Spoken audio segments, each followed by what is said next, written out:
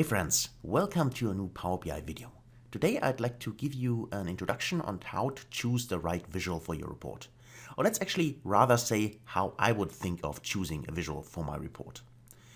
Now first and foremost, I'm a big believer or strong believer in stick to the fundamentals. What I mean by that is take a look at all the visuals we already have inside Power BI, which are bar charts, horizontally and vertically. We have line charts, we have a combination of both. We have a donut chart, tree map, we have KPIs in here. We also have very interesting, let's say, new charts, which is key influencer chart, as well as this decomposition tree. And also smart narrative, which is also kind of very interesting. And of course, don't forget the maps. So we see that there are already a lot of interesting charts in here. And most often, they are completely sufficient to create a report. And with bookmarks and other kinds of really neat features which are available in Power BI, you can create stunning reports and give the report, the end consumer, exactly what he or she needs. Now, I also know that sometimes you have to deal with people who are, let's say, very difficult to handle and say they need to have a specific chart.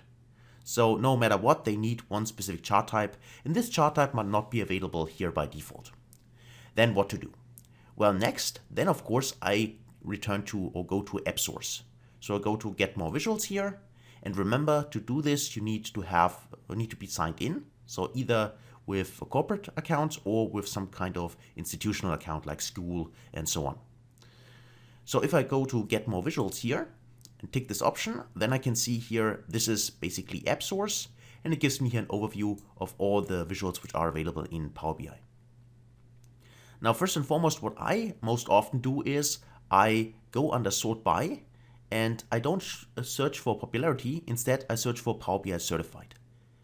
Because this makes sure that I'm choosing visuals which are certified by Microsoft, which gives me, as well as an organization, probably a little bit more confidence in the visual.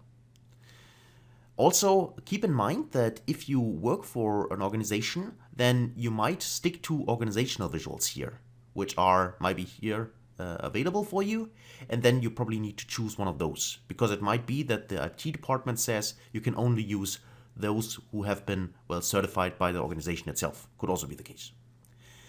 But if that's not the case, let me go to App Source, I would see them, then I personally always stick to Power BI Certified first. That's very important to me. Next, what I look out for is actually whether or what kind of, vendor actually creates the visual.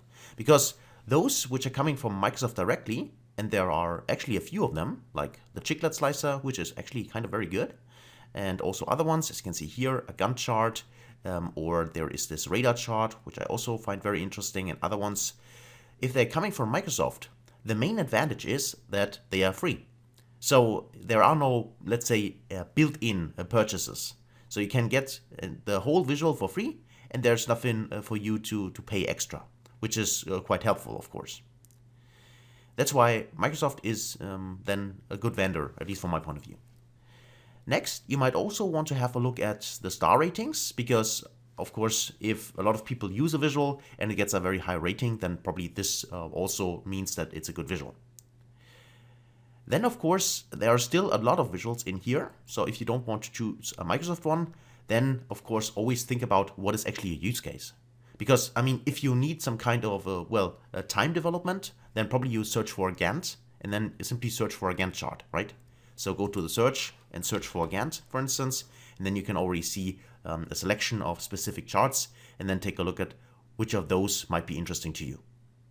You can also get further information if you just click on a visual, like if I click here, for instance, just for the sake, I can see here everything. It tells me what it is, what it does. I can see also a little preview here, and I can also here see the pricing, and I could also download a sample if I want to do that, if I would like to see it in an actual Power BI report. That's also available here. So that's also something which I then do and see whether that visual actually delivers and shows exactly what I want, for instance. You can also go to ratings and reviews if you want to read through that. Sometimes it might be interesting to see whether there are some kind of limitations, which might also be very relevant for you when you use it, and then you can read through that as well. Also interesting, of course, here to see the pricing again, and you can see this one, for instance, also free, obviously, which is good. You also might look at when it was last updated. So I mean, if a visual is very old, depends on whether there might be a better one out there. Also, maybe something you want to take into account. But these are basically the things which I look out for. And then, of course, if a certain visual has a pricing attached to it, then of course I make sure that I probably want to have some kind of trial license just to see whether the visual really helps me to deliver the message I want to use in my reports. Otherwise, it makes no sense, of course, to pay for something upfront and then you figure out that the visual does not deliver, right? So that's basically my thinking process. So I know I haven't told you now what is the best visual, but I mean, that's a difficult question to answer, but because this depends, of course, on the use case. But hopefully that, the idea to think about that, or my thinking process, was helpful to you. And if you want to see more about that, if you want to see a few visuals or should present them, then just let me know in the comments, and then I'll see whether I can do that in future videos, of course.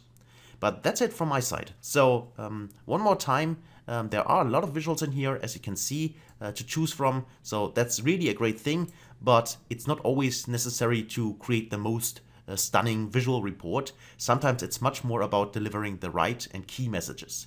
And this can be done with these charts as well, because those have been used quite for some time now and they can deliver. And with the interaction and all the functionalities of Power BI, you still get the wow effect from your audience. Okay, so that's it. These are my 2 cents for custom visuals in Power BI. Hopefully, again, that was helpful. If so, please leave a like. Also, please share your comments and please subscribe to the channel if you have not done so far. It means a lot to me, so thanks a lot and hopefully see you in a future video. Wish you all the best.